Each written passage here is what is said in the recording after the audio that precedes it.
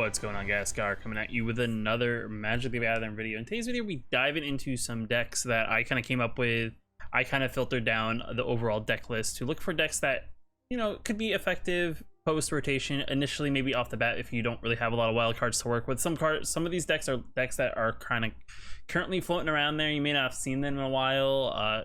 They've splashed up, you know, when they were the new thing, but as the meta has kind of settled and people just found the decks to just try to invest of one that just kind of, you know, taken over the meta of the red decks and things like that. And this list is not going to have any of those like red decks, anything that's super aggressive, but it's going to have some things that I think with the limited amount of card base that we're going to have overall, it's going to have some unique decks that I think take advantage of certain mechanics that come from different sets overall to help hopefully have the edge on maybe some people are trying to put some decks together when Zendikar Rising comes out and rotation happens and we lose all the War of the Spark all the way up to M20 in current standard.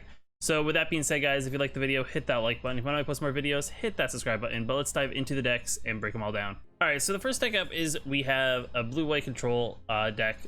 I mean, this is something I kind of threw together. I kind of messed around with it a little bit, did a little playtesting, had some success, but just because there are certain decks that kind of float around the meta, it's kind of tough to really say where this deck will kind of land. I went with the Yorion build just because I think with the amount of enchantments that are currently in the game, and mixing in like a Yorion flicker effects and things like that, I think it'd be kind of like a decent idea of a deck to actually put together. So overall, it's a Yorion Sky Nomad deck. We play 4 Charmant Princes here to help flicker, gain some life, and also Scry to help fix the top of our library in case. It also combos good with the Yorion, so we can kind of, you know, play Charmant Prince on curve, flicker the Yorion out later. Overall, just a cool little like mechanic there, and then also just, you know, the ability to gain some life and Scry also is always good in case you don't want to do that. I added some gas caskets just because you never know where the meta is going to be in current standard when rotation happens. Usually decks get very aggressive in that sense, so having some early board removal for cheap, it's pretty good, and being able to possibly flicker it with Yorion, you maybe find new targets later in the game, or just kind of removing something in general is pretty good. So I just added some gas caskets for that reason. Birth of Meletis is the next deck up. It helps us thin down our deck a little bit by searching for a basic land card, puts a wall in front of our opponent so that they have to attack through it, and then we gain some life. So overall, pretty effective deck for Azorious style control deck. Then we got the Fatal Wishes to go wish for something that we own outside the game. It can also be played as a creature in case our opponent's very aggressive, playing haste creatures and stuff. It's a 1/4. It's pretty tough to deal with. And later in the game, if we want to, we kind of bounce it back from the field to our hand if we want to look for another card, maybe in our adventure. So overall, pretty solid card for the style of control deck that we're playing. Omen of the Sea is another enchantment here with the Yorion ability, you know, flickering this out later in the game, drawing some cards, scrying the top of our library, and then also possibly tapping 3 scry later in the game is always good. So it's a good solid flash draw thing. The other thing too is now that the Teferi is gone, so if in case your opponent's not going to be playing the Teferi, that prevents you from playing spells on your opponent's turns. So that's definitely good to have cards being able to be played on your opponent's turn, especially if they're playing like another blue-white style deck running Teferi. It's super annoying. I'm so happy that that's going to eventually be gone. Next card up is Banish and Light, another board spot removal. Pretty solid card here. You know, use spot removal anything if your opponent's not playing anything enchantment heavy. With the fact that Reclamation is going to be rotating, it's possible that people are going to be dialing down the enchantment removal. So it's definitely one of those things that could be good early in case, you know, people start running enchantment heavy decks. The meta could change up. Maybe this is not going to be as effective. We could probably find a different answer. But I think with the enchantment ability here, I think it's definitely a cool card to interact with. Next card up is Omen of the Sun, because why not having another enchantment, flickering enchantments, gaining some life, creating some 1/1s to possibly swing at your opponent, and also the ability to scry later in the game at flash speeds, definitely cool. So maybe your opponent gets a little aggressive, swings in with something, putting some 1/1s on the battlefield, maybe either to chump or even kill their unexpected maybe creature that's swinging in. Definitely a cool thing as well. Brazen Bar is the next card up. It's a instant speed bounce back card. You get to return target not only a permanent that opponent controls back to their hand, as well as you get to play it as a flash flyer, 3 mana 3/1. But the only downfall is it can only block creatures with flying. But overall, it's a pretty solid card with multiple uses, and definitely a good thing to kind of make your opponent have to replay things when they play things out on the battlefield. Mystical Dispute is the counter I went with. I don't really know where the meta is going to lie, but I would say probably a 3 mana counter spell in general would probably be where you'd probably want to put in here. Yes, it's a blue-white deck, so I know we lost a couple blue-white spells, but I think you probably play Mystical Dispute. You could drop in Cancels. You could also drop in, I mean, there's so many of them that you could probably fill in here. Whatever fits your role. I also just put this one just because it's a 3-mana counter that only costs 1 blue. I think a couple of the other ones cost double blue, so that's the only downfall of those. But I mean, play what you think. If when the meta actually does shift, we'll have to wait and see what happens. But I felt like Mystical Dispute was okay here in this slot. Next card up is Shadow of the Sky. Of course, we're playing Control. We want to wipe the board if our opponent's very creature-heavy deck. This wipes the whole board. If anyone controls a creature of power 4 or greater, they draw a card, and then it destroys all creatures. So, overall, good board removal card for the deck. It's like one of the only few board removal cards post-rotation, so definitely good choice for this deck just to help us slow our opponent down and making them replay if they get super aggressive. I threw in Teferi Master of Time in here just because I think it's a good idea to have. It's the only like true planeswalker that's blue or white. I don't think Elspeth is very good in this situation just because Elspeth doesn't really help in the sense of what our deck does. It only creates like creatures and makes the creature stronger and then gains 5 life and then you escape it. I don't think that's very good here, so I just thought Teferi was like probably the only planeswalker that you probably play in this style of deck. The ability to just draw a card and discard a card I think is going to be very strong, especially early in the meta. On your and your opponent's turn, the ability to phase something out in like response to something is always good. And if you get there, if you slow your opponent down enough, you can get the -10 and possibly take 2 additional turns. Probably by that point, your opponent's going to scoop. But overall, I think he's going to become a much more prominent planeswalker in the meta as a whole. Of course, with blue and then throwing a white, Elspeth Conqueror's Death is a card that definitely makes this deck. It's just an overall strong removal card with the ability to exile target permanent opponent controls with converted mana cost 3 or more. It makes all our opponent's non-creature spells cost 2 additional, and the ability to return target creature or planeswalker card from our graveyard to the battlefield with a +1/+1 counter is pretty solid. Yes, there's probably going to be some more graveyard hate, I think, in the current meta, but the ability to possibly get back a creature and or a planeswalker later in the game if your opponent doesn't have something to remove things from the graveyard, I think is overall going to become good. So Elspeth Conqueror's Death definitely takes the slot. Next card up is Shark Typhoon. In this deck, we do play a lot of non-creature spells, so there's the possibility to play this as the enchantment. But overall, the ability to tap 2 mana and tap X to cycle and not being able to have your opponent interact with it by counter or anything like that is definitely a solid, and you get a Shark token, so overall pretty good, especially in the late game if you want to dump a bunch of mana into a single Shark token, or even drop this if you think you can interact with things your opponent's playing. I think this is definitely a good card to possibly play in this style of deck.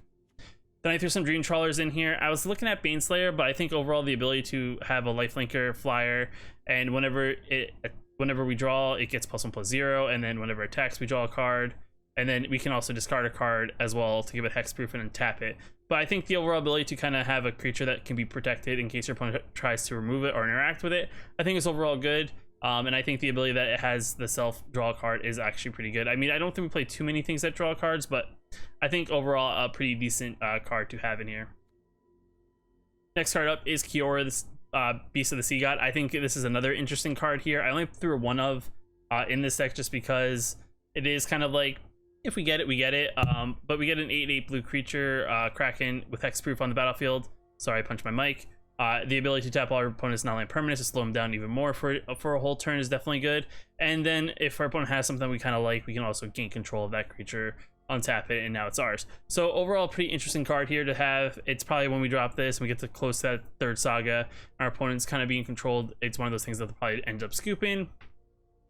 And then we just went with an overall decent mana base. Nothing too crazy. Yet again, we don't know what lands are going to come in Zendikar, but I went with a very basic Azorius deck. Mana, of course, we lost a couple of the blue-white shock lands, so it is a little slower than the typical mana base and a little bit more basic heavy. But we went with 2 Castle Art of Veils, 12 Plains, 3 Castle Vantresses, 12 Islands, and 4 Temple of Enlightenments, just because overall you'll still want to draw your blue and white mana. The idea that you need to have either of these, I feel like is pretty good for the castle, so they don't come into play tapped. But I think overall we will have a good chance of drawing all that.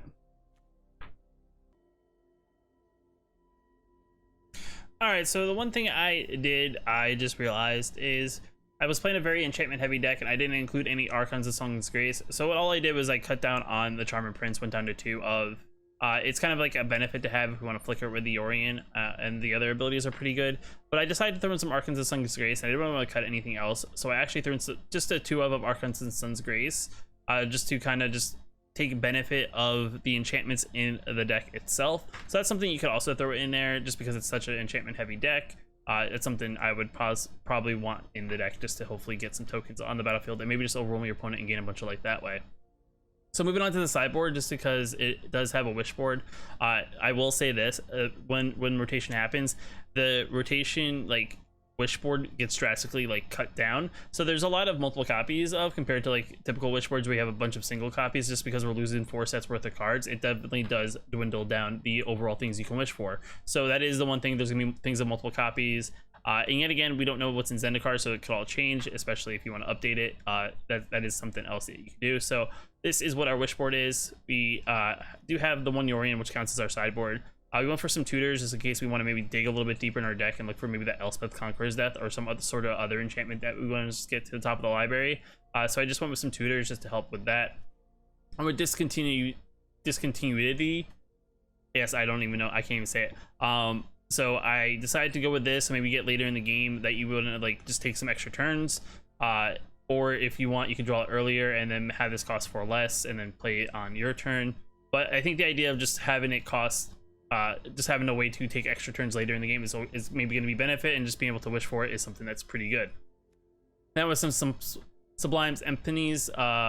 The idea that's a 6-mana counter spell. You can counter target activated triggered ability. You can return target not only permanent to its owner's hands. We can create a copy of target creature you control, and we can draw a card. Just you know, maybe that one like fantasy like giant counter spell to take something or to counter something and do a whole bunch of other abilities is something maybe you want to wish for. It could come in handy if you want to counter something, bounce something, draw something.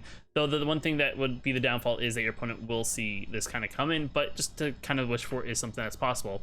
I went with Heliod's Intervention, just a way to either gain X amount of life or destroy target X target artifacts and or enchantments. I think this could definitely become something useful, definitely something to probably want to grab. Got some Thassa's Interventions, another card that you can use as a counter spell, or you can kind of use it as a tap X and dig a little bit deeper into your library. And you can put up to 2 cards from the top of your library into your hand and the rest in the bottom of your any order. I think it's just another interesting way to kind of dig a little bit deeper into your deck depending on the situation. Just a different utility kind of card there. And Dance in the Manse, just because we're playing a bunch of non-aura enchantments, we can tap this for a 6 or more and make all those enchantments now become 4/4s in addition to the other types, and just get them on the battlefield and swing it into our opponent and possibly finishing them up that way. That's definitely probably the one play you'll probably go with, especially if you have the opportunity to, maybe after a board wipe or something, and maybe our enchantments are looking a little dwindled and they ended up in the graveyard for some reason. This is definitely a good card to probably wish for that. So that is Azorious Control. Like I said, let me know in the comments what you think of it. We're gonna move on to the next deck. So I try to do a little bit different varieties of style of deck. So next deck up. So the next deck up, I went with just a simple, basic Simic Mutate deck. You can splash in other colors, but I decided to just do the green and blue. It's just something that we've probably seen. There is pretty much everything that you could think of in a Mutate deck. It's pretty straightforward in what it does. We played Amori just because we can play it from the companion slot to make things cheaper to play later in the game. It does kind of suck that now that it costs 3 additional mana to do, but if we don't have something to do, we can always get the Amori back from the outside of the, you know, get it into our hand and possibly cast it just to make things just that much cheaper. So I went with just a simple basic Mutate deck. The other thing too is because the Paradise Druid is now gone, we do lose our ability to have a hexproof Mutate card. So that is the one downfall now that she rotates out in September. So that's the other thing too that kind of stinks. There's not really anything to have like a creature that is protected from being, you know, targeted. So it's a little bit of a downfall, but if you can kind of get some of this stuff going off, you can definitely take advantage of your opponent regardless. So just kind of break it down. We went the Mori as the companion here, Polywag Symbiote or the Baby Godzilla here as, you know, the ability to make our mutates cost cheaper.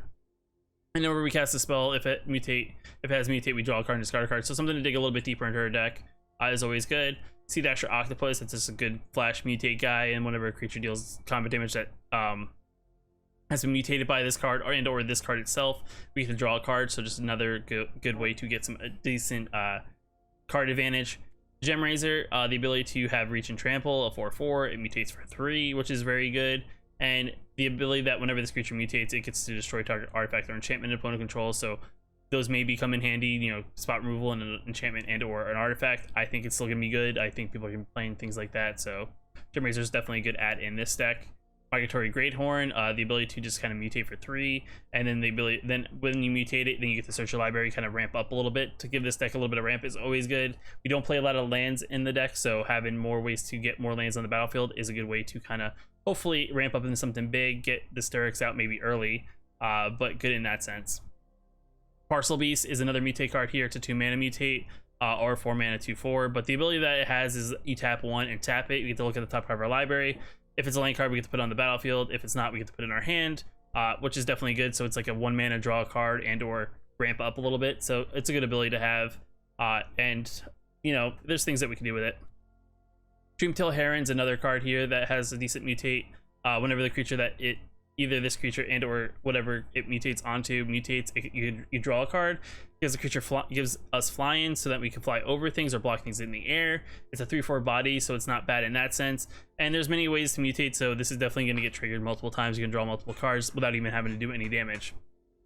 Next card up is the Pouncing Shore Shark. It's a 5-mana 4/3, but it has flash. We can flash it for 4 mana and mutate something. And whenever this creature mutates, we get to return target creature and opponent controls back to their hand. So a mutate bounce is definitely good, and it's every time this mutates. So even if we mutate something else onto this, it's going to bounce that. It's going to re-trigger this again, doing that again. The goal of mutate, if you haven't played it, is just to stack these triggers. As we stack more triggers, we get more benefits of stacking certain triggers and annoying our opponent by bouncing things and drawing cards and destroying things and all that stuff. So definitely a good card. Then we got the Styrax. It's kind of like the bread and butter of the deck. This deck doesn't really have a lot of rares in that sense. It's pretty straightforward, so it's definitely a budget-friendly deck in that sense. But the Styrax is good just because it's a 5-mana 6/6, and or you can mutate it for 6. But whenever this creature mutates, exile the top cards of our library into exile X permanent cards, where X is the number of times this creature has mutated, and put those cards onto the battlefield. So it's, in a weird way, it's like a good way to like ramp up into something. So we can turn this, if we play this early on like turn 4, turn 5, I don't know if we can get there on turn 4 or turn 5. We don't really play too much ramp to get that far, but if we play on turn 5 or a turn earlier than normal, it definitely catches our opponent by surprise, especially if they've been mutating the whole time. Because then you start to dig into your deck, and the whole deck is creatures and lands because we play Omori. So it's one of those things that we play this, we can get like an Elder in there. I just threw that in there just because I felt it was like a cool little card that has multiple utilities. Getting a 5-mana 6/6 with Vigilance, Reach, and Trample I think is cool, especially it's also a beast, so this can also be mutated onto. That's the other thing too. I don't think I play a single card in this deck that can't be mutated onto, so everything can mutate onto everything. But it's definitely a cool card in the ability that you get a 3/3 beast creature token. You can also gain 3 life, and you can draw a card, so maybe if you're looking for something in particular.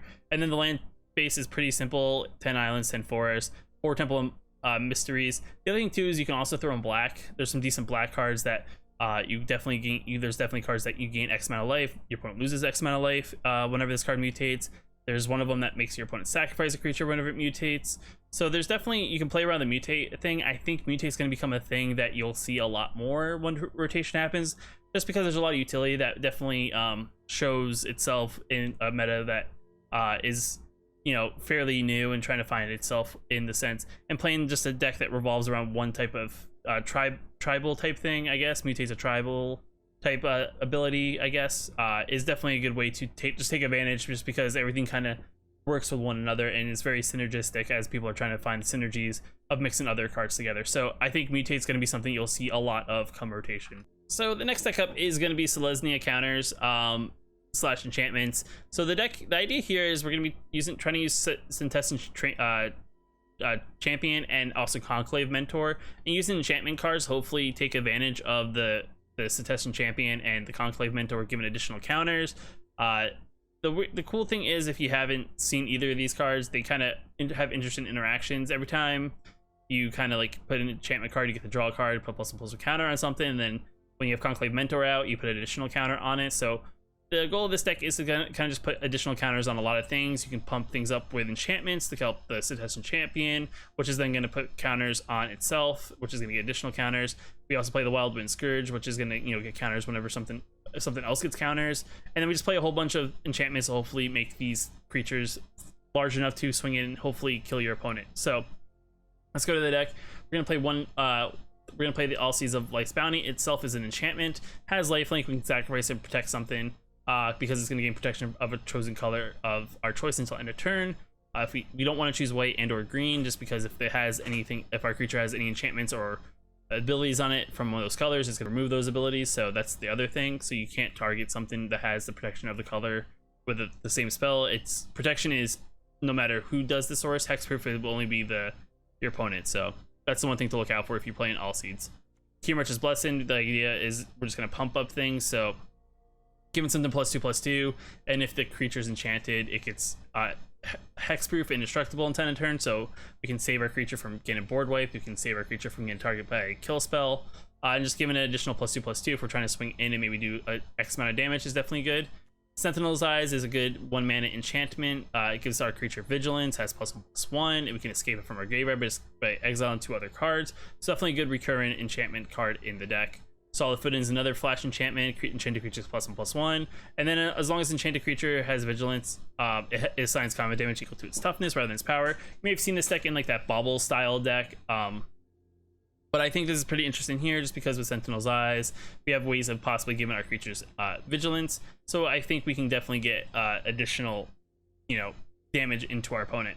Then you got All That Glitters, of course. When it comes with enchantments, you might as well play All That Glitters because it gains additional +1/+1 for each artifact enchantment you control. We do play a lot of enchantments, so our creatures are going to get large, and then top that with counters. We can make very large creatures with this, so definitely a card that is good for the deck in that sense. Then we got Test and Training. Enchanted creature enters the battlefield, draw a card. Enchanted creature gets +1/+0, and now it's Trample. This is going to be our way to hopefully get the damage through and hit our opponent in the face with all these big creatures. And the idea that when we play this, we get an additional card out of it. So we play this, we get a card to replace it in our hand, and having the +1/+0 and Trample is always good. Like I said, Conclave Mentor is a cool card for this deck just because of the additional +1/+1 counters. It gives target creatures, and then whenever it dies, you gain life equal to its power. So here's the interesting thing: you can do one of two things. You can either pump up, put the counters on this, make this big. So if our opponent decides to kill it, we're going to gain a whole bunch of life from it. Or in that sense, it's going to give everything else additional +1/+1 counters. So if we have this, a Contestant Champion, and/or Wildwood Scourge on the battlefield, we're going to have many ways to gain additional +1/+1 counters and/or life. So definitely a cool card. Because green and white's an interesting thing, I decided to only throw in 3 Banished Lights. There's not really too much in the way of spot removal. I could have played something like Ram Through, but I just didn't really feel like it fit with the deck just because sometimes the things aren't that large. So I thought just, a 1 spot removal enchantment thing kind of helps our enchantment idea of the deck. So I went with Banish and Light to hopefully help with some spot removal in case we just want to get rid of something that we can't really get rid of in that sense. I also played some Hydra's Growth. Enters the battlefield with +1/+1 counter on target creature. So combine this with Conclave Mentor. Now this creature is getting 2 +1/+1 counters. And then the idea that at the beginning of their upkeep, double the number of +1/+1 counters on enchanted creature. I think it then almost doubles the double. So if the creature gets if the creature has 2 counters, it gets 4. But then I think then it gets another 2, and then that kind of stacks. So it's kind of like a weird interaction. I haven't really interacted with it. Like I haven't gotten these 2 cards out together. But if you guys end up playing like this deck, let me know what happens. It'd be kind of funny to see like you just get all of a sudden this thing just makes your creature super duper large. Definitely a cool card. I think to mix with Conclave Mentor is definitely interesting on how that's gonna work. Then of course the Contestant Champion has Constellation. Whenever enchantment enters the battlefield under our control, we have to put a +1/+1 counter on champion, and we draw a card. So it's a good way to refill our hand every time we play an enchantment. Combine that with the Conclave Mentor. This thing's now getting +2/+2. If you put a Solid Footing on this and/or a Sentinel's Eyes, this thing's gonna get do damage based on its toughness. So it's gonna be a bigger toughness creature just because it's a 1/3. Overall, cool card to kind of interact with Conclave Mentor. So definitely interested on how that's gonna work out. Then I got the Wildwood Scourge. It's an X1, enters the battlefield, X +1/+1 counters on it. I think that with the Conclave Mentor, it ends up entering the battlefield double the counters. I haven't really interacted with both, but I think that's how it works and that's how I've seen it work. And then whenever 1 or more +1/+1 counters are put on another non-Hydra creature we control, we put a +1/+1 counter on Wildwood Scourge. So combine this with a Contestant Champion and combine it with enchantments. Now this is getting bigger as the champion's getting bigger, then the Conclave Mentor is making the counters have additional. So it's kind of like a cool interaction that these all are just putting tons of counters on. I mean, that's in a perfect world, but in reality, if you have 1 or 2 of these pieces on the battlefield, you're definitely going to have some interesting interactions, and your opponent's going to have to figure out how to deal with them. And then the mana base is pretty straightforward. We don't play anything super expensive. 3 is our highest cost. So we went with 10 Plains, 9 Forests, and 4 Blossom and Sands. We could have also went with the blue-white tap, but I think the idea to gain a little bit of life is cool. So, I mean, I don't really know if you want to scry or if you want the ability to gain some life. I think it's one of those things that you can always choose, or if you want to get rid of some more basics and put more of those in. I mean, you guys can always mess around with the decks and kind of figure out what works the best, but this is what I went with, at least for this build. So the next deck up is a deck I kind of like messed around with. It's probably like a little bit different than the Izzet Spells deck I probably played for on this channel, just because we went with a rotation proof version of it. But the idea of this deck is it plays a lot of things to kind of, you know, a lot of non-creature spells, barely any actual creatures, but we have things to kind of dig through our deck to hopefully get to our creatures. It is kind of like a very spell heavy deck, so, and it's very late on creatures, so if we don't draw a creature, it is kind of like a little tough for us to kind of, if our opponent's off to a fast start, it's kind of tough for us to catch up. But it's kind of like a fun deck in general, because when it works, and our opponent like just has to look there in awe and has no idea what to do. So the deck is pretty straightforward in what it's trying to do. We're going to try to play one of our 2 creatures, play a bunch of spells on our turns to make those creatures bigger, and then we swing in, hopefully deal a whole bunch of damage. So to start it off, we went with Opt. The ability to scry and then draw a card is always strong, just to set up, you know, what we're going to draw, or if we don't like it, we can always sort to the bottom and hopefully just do a mystery draw. And at instant speed, it's definitely strong. Crash Through is an interesting card that creatures we control gain trample, but that's not really like the whole ability that we really need. But the ability that's another 1 mana draw card is always good. So if you even need to dig something for a little bit deeper, or if you're looking for like another land, tapping this for 1 mana is just a good way to draw an additional card. Then we went with Infuriate. It's a 1 mana spell that gives target creature +3/+2, so a good way to kind of pump our creature, catch our opponent off guard. And because our things get pumped up every time we play a spell, it's going to get an additional +1/+1. So it's definitely a good card in that sense. Of course, this deck's got Shock. It's just a good spot removal. You know, maybe we just need to do that additional mana to the face. Just need to play a spell just to do some damage to something so that we can make our Storming Entity that much cheaper is always a good thing. So that's why we went with Shock. Blitz of the Thunderraptor is another card here that I think is pretty good, just in the ability that it deals X damage to our creature or planeswalker with a number of instants or sorcery cards in our graveyard, because our deck's mostly non-creature spells. It's going to get very large very quickly, and if our creature or planeswalker die, it gets exiled instead. It's instant speed, 2 mana removal, so definitely good. Definitely can get very big very quickly, just because, like I said, we play a whole bunch of non-creature spells, instants, and sorceries in the deck, so this is definitely going to become some good spot removal for this deck. Next card up is some Raking Claws. It gives target creature double strike until end of turn. Also can cycle it in case we really don't want to play it, but the idea, if we have like an 8/8 like Storming Entity or Sprite Dragon, and we just swing in at our opponent and our opponent doesn't decide to block, we now do 16 damage, which if we have an 8/8, we've probably been doing damage, or it's been chumped for a while, and this will definitely finish off the game pretty quickly without catching our opponent off guard, because it's instant speed. Throw Possibility is another card here, helps us dig a little bit deeper. I also was thinking about playing the other one, that's the sorcery one, but I thought this one was a little bit better. We can discard a card as additional cost of the spell, and we get to draw 2 cards at instant speed, so at the end of turn we can discard a land card that we maybe don't need, draw a little bit deeper into our deck, hopefully to try to find an answer and or some pumps or some more spells to play, so definitely a good card in that sense. Then the Sprite Dragon is the one creature that we play in the deck. It's a 2 mana 1/1 flyer haster, but whenever we play a non-creature spell, it gets a +1/+1 counter, so it's going to get bigger the more non-creature spells we play. So early off, if you don't have any spells to play with it, I would maybe hold off on it just until you can probably play some spells to maybe protect it, just because you don't want to play it and then go to swing in for 1 damage, hopefully to play spells on the following turn and then have your opponent just like either spot removal it with like a shock or something. It's definitely a little bit weak if you don't have ways to make it bigger when it comes down the battlefield. Another fun card here is Experimental Overlord. It's a card that came from M21.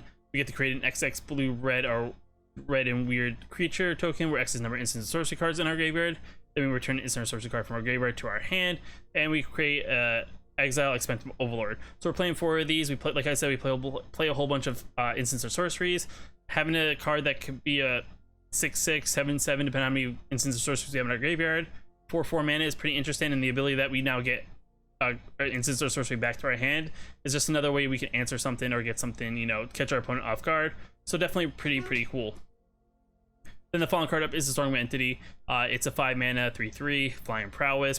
Whenever we cast a non-creature spell, it gets +1/+1 until end of turn, and then when it enters the battlefield, it scries 2. But the one thing that's interesting with this deck is if we play this and we play a spell before we play this, it now costs 3 less, so it can be a 2 mana 3/3. So on turn 3, you could play like an Opt, play this, you know, it's now a 3/3 on turn 3, which is pretty good. Or if you get to the late game, you can always play it for the 5 mana, but I think the ability that it can be cheaper, especially if we draw it in the later game, we can play a bunch of spells, play this, and then, you know, hopefully maybe have a blocker and or have a following return swing and set something up with the scry. And then we just went with the basic 12 islands, 12 mountains, but you can also throw in some temples. I think the deck is pretty good in that sense. I didn't really change too much other than just kind of remove some of the stuff that would cycle out and added just some stuff that would probably be around post rotation, and who knows what we're gonna get in Zendikar, of course. Okay, so the next deck up is like an Orzhov Lifegain deck. It is post rotation in that sense. The goal here is to use Veto with that ability and gain a whole bunch of life, and have other things trigger with life gain. Everything for the most part has life gain on it with a little minimal amount of removal. Overall, the deck is pretty interesting. I haven't gotten a chance to really play around with this, but I decided to add a whole bunch of things to the deck to hopefully make it pretty interesting and just keep up with the black and white theme. We did lose a bunch of things like Pride Mate and things like that gain tokens whenever you gain life, so that's the only downfall, but here it's pretty good in that sense. We have Alces to protect anything that we want to keep on the battlefield. Speak of the Heavens, if we start gaining a whole bunch of life and we're 7 more than our starting life total, we now can create 4/4 angels, which are pretty good, which can either be blockers or swing in the air against our opponent. Eliminate for some spot removal. Heliod Sun Crown, just because we have things that have lifelink, and then given our things that have lifelink, additional +1/+1 counters are good, so they deal more damage and then giving us more life. So hopefully this is something that could be pretty good. I mean, I'm not expecting it to actually get it onto the out from it being out as a creature, but if we do, that's pretty good. But it would actually take quite a bit just because there's not much devotion in this deck in that sense. I'm playing some Murderous Riders as other spot removal just because it's more instant spot removal, and it also targets planeswalkers of any cost, so that's the one benefit. And the creature side has lifelink, so it's pretty good in that sense. There's not really much of the ways of things that have lifelink, so it's just something I decided to go with. Silver Smoke Ghoul is another cool card. It's a 3-mana 3/1. At the beginning of our end step, if we gain 3 or more life, we get to return it from our graveyard to the battlefield tapped, and we can tap 2 and sacrifice and draw a card. So there's another little card draw mechanism. If we're getting a whole bunch of life, it kind of cycles around, and hopefully eventually find answers or things to hopefully finish off our opponent. Next card up is the Veto. Of course, it's a 3-mana 1/3. Whenever we gain life, target opponent loses that much life, and then we can tap 5 and make all our creatures have lifelink at the end of turn. Something like this combined with Heliod could be an interesting interaction with the ability that it gives everything lifelink, and then Heliod gets everything that gained life +1/+1 counters. It could just be crazy triggers. So definitely a cool card in that sense. And we have the Indulgent Patrician, a 3-mana 1/4 flying lifelinker. At the beginning of our end step, if we gain 3 or more life this turn, each opponent loses 3 life. Definitely cool in that sense that it's just a way to just deal additional damage to our opponent just based on us gaining life. So pretty cool in that sense. And then getting it +1/+1 counters possibly from Heliod, it could be good. So this thing eventually starts dealing 3 damage, and then we gain 3 life and just becomes that much stronger, and then starts becoming like a 3/7, which would be pretty crazy. So cool card. Then we threw Kurunos in here just on the idea that I would assume Escape is going to become a thing, just because Escape's actually pretty solid with Uro and stuff. It's a 3-mana 3/3, has Vigilance, Menace, and Lifelink. And it says creature cards in our graveyards can't be entered the battlefield, and players can't cast spells from the graveyard, so they can't escape, which is the one benefit. I think Escape could become a problem, and just Uro is just very strong. And it's going to be one of the very few ramp cards, so if they play an Uro, the Uro's going to go to the graveyard, and then they're going to have no way of actually getting it back. And a 3/3 Vigilance, Menace, Lifelink dog for this style of deck is very good. Now on the reverse side, we actually are playing Lurrus, so if we don't have the Kurunos out, we can also play Lurrus to get back a lot of our cheaper stuff back onto the battlefield. I mean, we really don't have too much in the way of cheap stuff, but if we want to get a Speaker of Heavens, if we have a bunch of life, we want to get an Alces just to protect things, definitely good ways to get those back and kind of keep them on the battlefield. And then it just another 3/2 lifelinker. Like I said, there's really actually not much in the way of things with lifelink, so just having this is just an additional benefit. And then I threw in some Cub Wardens just because, yet again, it's actually a pretty decent lifelinker just because it's a 3/5 of lifelink. And whenever this mutates, we get a 2/1/1 cat creatures with tokens with lifelink. So just I think a cool, interesting way to just get additional things with lifelink, and we can put this on some of the +1/+1 counters, and then this is going to get this power and toughness on top of the already +1/+1 counters it has. So definitely a cool way to maybe finish it off and gain a whole crap ton of life, and have Veto trigger, and then your opponent dies from all the life we've gained. And then the mana base is pretty straightforward: 10 plains, 10 swamps, and then 4 temples of silence to kind of scry. Overall, the deck is pretty interesting. I haven't really playtested it, like I said myself. I'm sure there's things I could probably remove. I could probably add more spot removal. I don't really know. Like I said, it's just, you know, it's up in the air. We're kind of figuring things out. But guys, let me know which one of these decks is maybe your favorite for post rotation. Is there a deck idea that maybe you have that you want to kind of build for rotation, even if we don't know what's in Zendikar? Let me know in the comments below. If you like the video, hit that like button. If you want to see another video that may be similar, or maybe look at a video that YouTube's recommended to you on the channel, there'll probably be something up on the side. But guys, hit that subscribe button. I will catch you in the next video.